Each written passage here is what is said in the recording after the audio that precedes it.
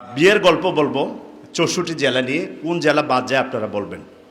অনেকদিন পরে এটা দিচ্ছি, আমারই আবিষ্কার এটা।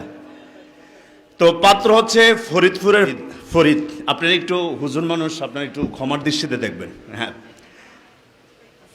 ফরিদ হচ্ছে ছেলে আর দিনাজপুরের দিনা হচ্ছে মেয়ে। দিনা মেয়েদের নাম থাকে আর ফরিদ ছেলে থাকে। তো তাদের দুইজনের গল্প নিয়ে ৬৪ জেলার বিয়ের গল্প শোনাই আপনাদেরকে। ফরিদপুরের ফরিদ আর দিনাজপুরের দিনা চট্টগ্রাম বাদামথলি থেকে 2 টাকার বাদাম কিনা টিপতে টিপতে ফিটিস ফিটিস প্রেমে পড়ে। তাদের বিয়ের দিন তারিখ ঠিক হয় মানিকগঞ্জের মানিকের বাড়িতে। মুন্সীগঞ্জের মুন্সী আর মৌলবাজারের মৌলবী আর মেয়েদের থেকে বেগমগঞ্জের বেগম সাহেবা বিয়েতে উপস্থিত থাকেন। এদিকে ফরিদপুরের ফরিদের ফেনি ছাগল নাই, 2টা ছাগল ছাড়া কিছুই নাই। তাই তো একটা টাঙ্গাইল জেলার কম দামি টাঙ্গার কাপড় দিয়া দিনাজপুরে শাদি করে। যদিও ফরিদপুরের ফরিদের কিছুই নাই, তারপরও চাপাই নবাবগঞ্জের নবাবের মতন চলাফেরা। আরেকদিকে দিনার বাবা সিরাজগঞ্জের সিরাজ মিয়া মেলা ধন্দলিতের মালিক, কারণ রংপুরে বিশাল রঙের ব্যবসা। এছাড়া সিলেটের সুনামগঞ্জে ব্যাপক সুনাম আছে। সিরাজগঞ্জে সিরাজে আশা ছিল তার মেয়েটারে লালমনিরহাটের লাল শাড়ি ফরাইয়া কুড়িগ্রামতে কমসে কম 20টা খাসি গাইবান থেকে 12টা গায়ে, সাতক্ষীরা থেকে 7 মুনগি, বগুড়া দই দিয়া, খুলনা বাগেরহাটের বাগর মতো ছেলে বরগুনা জেলার যিনি বরগুনার অধিকারী শেরপুর জেলার শেরে আলিয়ার তুলা দিয়া আলিশান বিয়া দিব।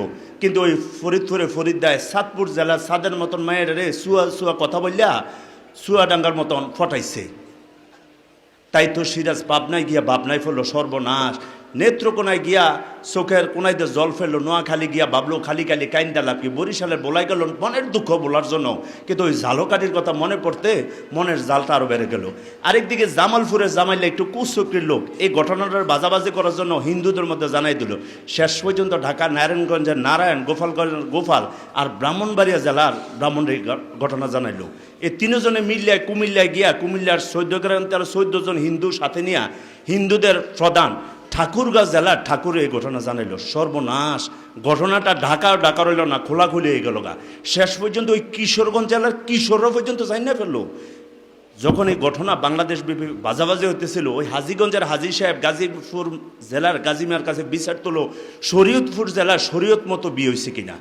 গাজীপুর জেলার গাজীমিয়া ক্ষিপ্ত হইয়া কুচুকটি জামাল রে সিলেটের শায়েস্তা করে ভালো করে শায়েস্তা করলো। আর এদিকে জামাই ফরিদ বেকার কী করবো, তাই ফিরোজপুর জেলার ফিরোজের পরামর্শ ক্রমে কোম্পানিগঞ্জের একটা কোম্পানিতে চাকরি, নীলফামারী জেলার নীল একটা সেরা ফাঞ্জে পইরা কাজকর্ম কইরা স্বাবলম্বী হইয়া কক্সবাজার হানিমুন শেষে ঢাকার হাল অবস্থা আছে। তো বিয়ে শাদী খোদারাতে দিয়া এটা আমি জানলাম পাবনার ঈশ্বর দিঘিয়া।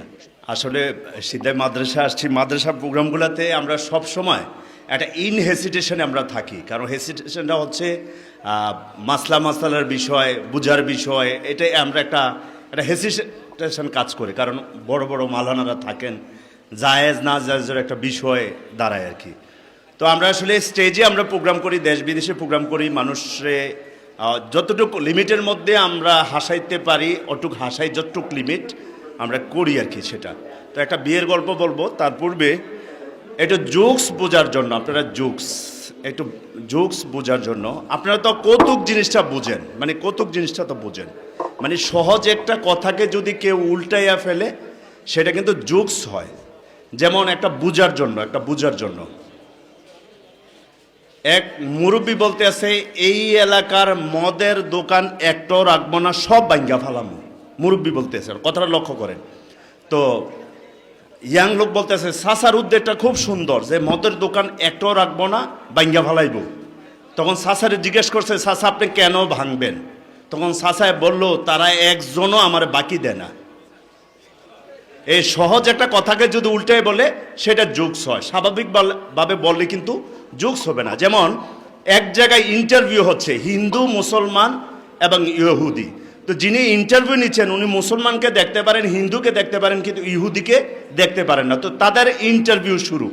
মুসলমানকে বলল আপনি বানান করুন ক্যাট, সে বানান করলো CAT ক্যাট, বানান সঠিক। এবার হিন্দুকে বলল আপনি বানান করুন রেট, সে বানান করলো RAT রেট, বানান সঠিক। এবার ইহুদির পালা, স্বাভাবিক তাকে দেখতে পারে না, যাকে দেখতে পারে তার প্রশ্ন কিন্তু স্বাভাবিক হবে না, তার প্রশ্নটা একটু উল্টাপাল্টা হবে। তখন তাকে বলতেছে আপনি বানান করুন ইকোস্লাভকিয়া।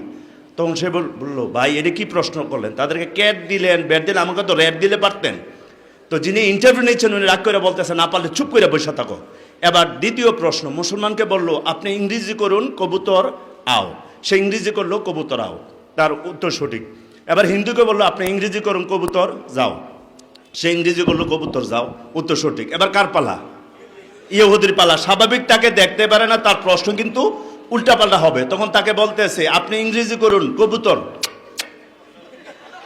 তখন সবাই বললো ভাই এটা কি প্রশ্ন করলেন, তাদেরকে আও দিলেন যাও দিলেন, আমার তো খাও দিলে পারতেন। তো যিনি ইন্টারভিউ নিচ্ছেন উনি রাগ করে বলতে আছেন না পারলে চুপ করে বসে থাকো। এবার তৃতীয় প্রশ্ন, মুসলমানকে বললো যে আপনি বলেন প্রথম বিশ্বযুদ্ধ কত সালে শুরু হয়েছিল? মুসলমান উত্তর করলো 1900 সালে, উত্তর সঠিক। এবার হিন্দুকে বললো প্রথম বিশ্বযুদ্ধ কত সালে শেষ হয়েছিল? হিন্দু লোক উত্তর করলো 1900 সালে, উত্তর সঠিক। এবার কার পালা? ইহুদির পালা। স্বাভাবিক তাকে দেখতে পারে না, তার প্রশ্নটাও কিন্তু উল্টাপাল্টা হবে। তখন ইহুদি লোকেরা বলতেছে আপনি লিখেন প্রথম বিশ্বযুদ্ধে কয়জন মারা গেছে, প্রত্যেকের নাম ও পিতার নাম উল্লেখ করেন। এটা হচ্ছে মানে আপনি যাকে পছন্দ করবেন না তার কিন্তু অনেক কারণ থাকে, এটা বোঝানোর জন্য। সবাইকে ধন্যবাদ।